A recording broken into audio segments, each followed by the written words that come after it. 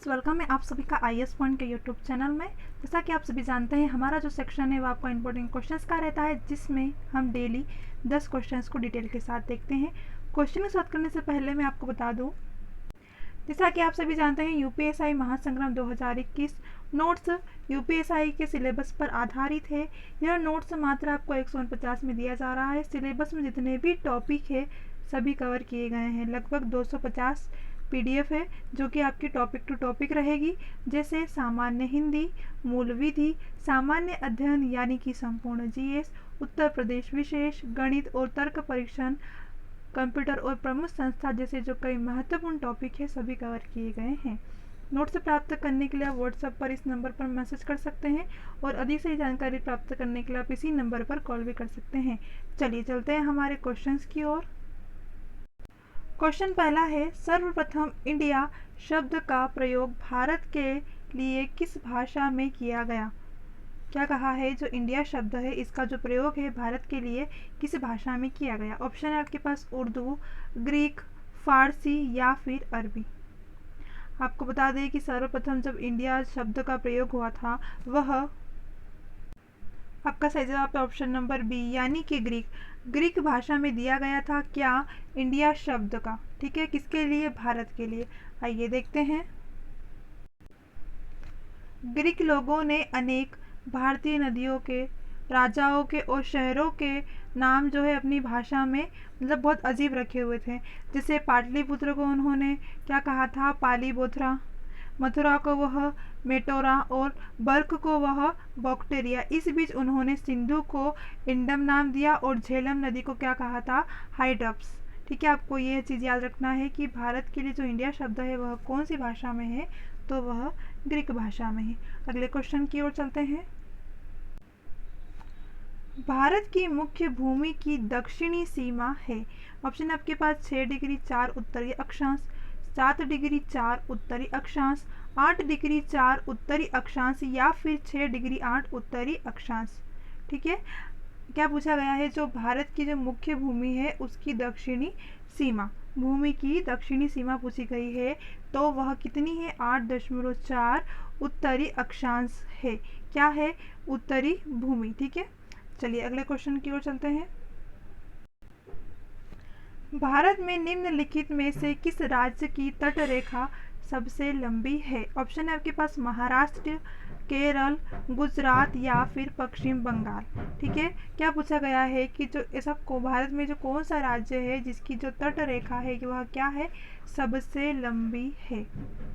आपका सही जवाब क्या होगा? ऑप्शन नंबर सी, यानी कि जो गुजरात है, गुजरात राज्य की जो तट रेखा है यह क्या है? सबसे लंबी है। आइए देखते हैं। अरब सागर गुजरात राज्य को इसकी व्यापक तट रेखा देता है। गुजरात की 1000 मतलब या तो फिर आप कह लो 1214.7 किलोमीटर लंबी समुद्र तट, जो देश की कुल भूमि तट रेखा का कितना है? लगभग 23% है। यह सबसे लंबी मुख्य भूमि के किनारे वाला राज्य है। कौन सा? गुजरात। ठीक है, तो आपको याद रखना है सबसे जो लंबी तट रेखा बनाता है वह कौन है, तो वह गुजरात की है। किसी कारण बनती है? तो अरब सागर के कारण। अगले क्वेश्चन की ओर चलते हैं। निम्नलिखित में भारतीय राज्यों में से किससे होकर कर्क रेखा नहीं गुजरती है? ऑप्शन है आपके पास उत्तर प्रदेश, मध्य प्रदेश, गुजरात या फिर झारखंड। ठीक है, क्या पूछा है? कर्क रेखा नहीं गुजरती है, तो ऑप्शन आपका क्या सही होगा? ऑप्शन नंबर ए आपका सही होगा, यानी कि उत्तर प्रदेश से कर्क रेखा नहीं गुजरती है। आइए देखते हैं। अब कर्क रेखा कहाँ कहाँ गुजरती है, अधिकतर बच्चों को पता भी होगा। भारत की जो कर्क रेखा है यह 8 राज्यों से होकर गुजरती है। ये आपको इंपॉर्टेंट क्वेश्चन है, ठीक है, कि भारत की कर्क रेखा कितने राज्यों से होकर गुजरती है, तो 8 राज्यों से होकर गुजरती है। अब वह 8 राज्य कौन कौन से हैं? गुजरात, राजस्थान, मध्य प्रदेश, छत्तीसगढ़, झारखंड, पश्चिम बंगाल, त्रिपुरा तथा मिजोरम। यह 8 राज्य है जहाँ से कर्क रेखा गुजरती है। कहाँ पर? भारत में। चलिए अगले क्वेश्चन की ओर चलते हैं। कौन सी अक्षांश रेखा भारत के मध्य से होकर गुजरती है? भारत के मध्य से कौन सी गुजरती है? आप सभी को पता है। ऑप्शन आपके पास कर्क रेखा, मकर रेखा, विषुवत रेखा या फिर आर्कटिक रेखा। अभी हमने पढ़ा कर्क रेखा है जो कि 8 राज्यों से होकर गुजरती है, जो कि बिल्कुल मध्य से होकर गुजरती है। कहाँ से? भारत के मध्य से होकर गुजरती है। क्या गुजरती है? कर्क रेखा। आइए देखते हैं। वही चीज़ें हैं कि भारत के मध्य से होकर कर्क रेखा गुजरती है। कर्क भारत में कर्क रेखा 8 राज्यों से हैं जो हमने अभी पढ़े हैं। गुजरात, राजस्थान, मध्य प्रदेश, छत्तीसगढ़, झारखंड, पश्चिम बंगाल, त्रिपुरा तथा मिजोरम। ये 8 राज्य हैं जिनके क्या गुजरती है? कर्क रेखा बिल्कुल मध्य से होकर गुजरती है। अगले क्वेश्चन की ओर चलते हैं। भारत की मुख्य भूमि का दक्षिणी नोक यानी कि पॉइंट है। ऑप्शन है आपके पास इंदिरा पॉइंट, केली मेयर पॉइंट, इंदिरा कॉल या फिर नॉरीमन पॉइंट। ठीक है, आपको बता दें कि जो भारत में जो मुख्य भूमि का दक्षिणी नोक यानी कि दक्षिणी जो पूरा दक्षिणी पॉइंट है वह है आपका इंदिरा पॉइंट। इंदिरा पॉइंट जो है यह क्या है? भारत की मुख्य भूमि का दक्षिणी पॉइंट है। आइए देखते हैं। भारत का सबसे दक्षिणी बिंदु इंदिरा पॉइंट है। यह भी आपके लिए एक ऑब्जेक्टिव हो गया है कि भारत का जो सबसे दक्षिणी पॉइंट है वह कौन सा है? तो इंदिरा पॉइंट है जो निकोबार द्वीप समूह में स्थित है। कहाँ पर है इंदिरा पॉइंट? जो कि निकोबार द्वीप समूह है वहाँ पर स्थित है। इस ग्राम का नाम इंदिरा पॉइंट भारत की जो भूतपूर्व महिला प्रधानमंत्री थी जिनका क्या नाम था? इंदिरा गांधी, इनके ऊपर ही रखा गया था। इसका नाम पूर्व में क्या था? लाही सिंह, पिग्मेलियन पॉइंट तथा पार्सन पॉइंट। ठीक है, ये 3 नाम और भी थे लेकिन 21 फरवरी 1949 में इसका नामकरण परिवर्तन कर दिया। लेकिन आधिकारिक नामकरण समारोह कब किया गया था? 10 अक्टूबर 1945 में किया गया। अगले क्वेश्चन की ओर चलते हैं। भारत के सुदूर पूर्व में कौन सा देश भारत के साथ सर्वाधिक लंबी अंतर्राष्ट्रीय सीमा बनाता है?